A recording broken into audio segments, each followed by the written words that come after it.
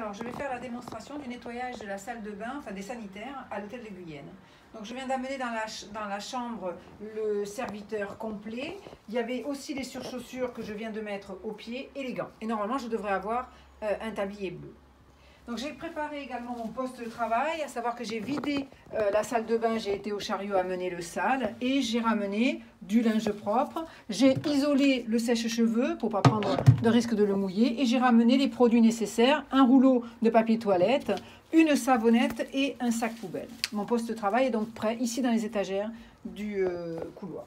Je vais donc commencer par la première phase qui est l'application des produits. Je prends donc le gel WC puisque la première phase consiste à mettre du produit dans la cuvette des toilettes. Je soulève la lunette, je mets du produit et j'y plonge la balayette. Ensuite, je prends le produit détergent désinfectant et je vais faire une pulvérisation sur la robinetterie. Donc un pchit sur le robinet de la vasque et un autre pchit sur la robinetterie de la douche. Et également sur le distributeur de gel douche. Dans la procédure du nettoyage de la chambre complète, à ce stade-là, normalement, on s'arrête pour que les produits aient le temps d'avoir une action bactéricide, justement désinfectante, et on va faire le lit. Mais là, je vais continuer comme si je revenais de faire le lit. Donc, je vais commencer par la première phase qui est le nettoyage. Je prends la microfibre verte et le produit, donc détergent désinfectant. Et je vais donc faire le nettoyage. Je commence par la douche.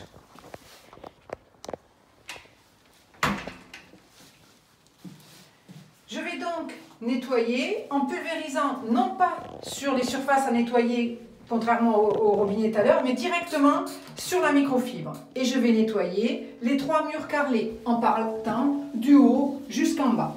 Le premier mur, bon je vais aller vite, hein. Le deuxième mur, j'insiste bien sur le distributeur de gel douche, bien sur la robinetterie, partout. Et je descendrai, je ferai tout le mur. Ensuite, je refais le 3e mur. Une fois que j'ai lavé les 3 murs, je lave ici le bac de douche. Une fois que j'ai lavé le bac de douche, je vais faire ici devant moi un petit coup sur la VMC, cette partie du mur carrelé, ce mur carrelé également, de haut en bas. Une fois que j'ai terminé, je sors de la douche et je vais nettoyer la paillasse. Une fois que j'ai nettoyé la paillasse, il me reste à faire la porte intérieure et extérieure, en insistant bien sur l'endroit où on met les mains. Une fois que j'ai fini le lavage de la cabine de douche, eh bien, je pars d'un côté de la salle de bain et je fais de haut en bas le radiateur, la poubelle, intérieur, extérieur, l'étagère sous le plan vasque, la tringle, le plan vasque. Et je termine par la vasque en insistant bien sur les robinets, la bonde, l'intérieur de la vasque. À ce stade, j'ai tout nettoyé. Je peux donc ranger le produit et maintenant je vais tout rincer. Je recommence dans le même ordre. Par la douche. Je vais donc rincer en utilisant le pommeau de douche. Et je vais rincer en ouvrant le robinet et rincer les 3 murs et le bac. Ensuite, alors, le produit n'est pas obligé, on n'est pas obligé de le rincer, mais puisqu'on a un point d'eau, nous on le fait, on préfère. Et on peut enlever l'excès d'eau avec la raclette en faisant ce geste et on essuie la raclette pour enlever l'excédent d'eau. On ferait ça sur les 3 murs. Une fois, ensuite, on rince partout, bien sûr, la robinetterie, le distributeur de gel douche et bien sûr le bac à douche. Une fois qu'on a rincé, ici en général on ne rince pas avec le pommeau de douche parce que ça ne justifie pas. On rince donc avec la microfibre. Si on a besoin d'essorer, on essore dans le bac à douche. L'autre mur carrelé. Et comme tout à l'heure, maintenant je rince la paillasse. Éventuellement, si j'ai besoin de rincer ma microfibre, je peux utiliser l'eau de la vasque puisqu'on n'a pas encore rincé.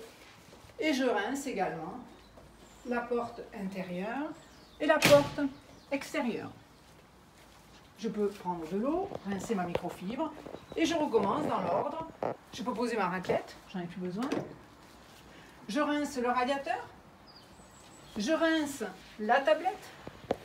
Je rince la tringle. Je rince le plan de travail. Je prends de l'eau et je rince bien sûr le robinet et la vasque. À ce stade, j'ai tout rincé. Maintenant, je peux poser ma microfibre verte, j'en aurai pas besoin, et je vais donc tout sécher avec la microfibre jaune. Et je repars dans le même sens. Je vais commencer par sécher la cabine de douche. Toujours pareil, les 3 murs, la robinetterie, et là j'insiste bien, parce que le critère de réussite, c'est tout bien sec, pas une trace d'eau, le bac, le mur. Si j'ai besoin, pareil, d'essorer ma microfibre rouge, je peux le faire ici, parce que je n'ai pas encore séché ma vasque, le mur, la paillasse, je peux essorer si j'ai besoin, la porte intérieure, la porte extérieure. Je continue, je sèche le radiateur, la poubelle, l'étagère, la tringle, le plan vasque et la vasque. Alors, le critère de réussite, c'est la bonde doit être relevée, impeccable, et le bec du mitigeur dans l'axe du robinet. À ce stade, j'ai terminé la phase de lavage, rinçage, essuyage. Je peux donc maintenant m'occuper du miroir. Le miroir avec la microfibre bleue. On pulvérise très peu de produits, on peut même le faire à sec pour éviter les traces. Très peu de produits et on fait le nettoyage du miroir de manière à ce qu'il n'y ait plus aucune goutte de traces d'eau, etc. Une fois que j'ai fini le miroir, je vais pouvoir remettre en place ma salle de bain. Le linge, le sèche-cheveux. Donc le sèche-cheveux se met ici, sur l'étagère, là.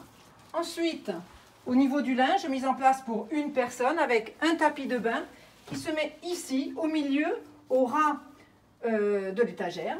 Et côté douche, je vais y positionner le linge avec le drap de bain d'abord et ensuite la serviette de bain comme ceci, un peu en croix. Il me reste à mettre le sac poubelle et la savonnette. La savonnette qui se met ici, à côté, sur la vasque. Je mets le sac poubelle dans la poubelle. Alors, il faut qu'il soit non apparent. Donc, pour faire en sorte que le sac soit non apparent, eh bien, l'idée, c'est de tourner comme ça. Et de manière à ce que, quand on le met dans la poubelle, il déborde très peu. Voilà. Ma salle de bain est terminée. Il me reste à faire les toilettes et la phase dernière, ce sera la désinfection.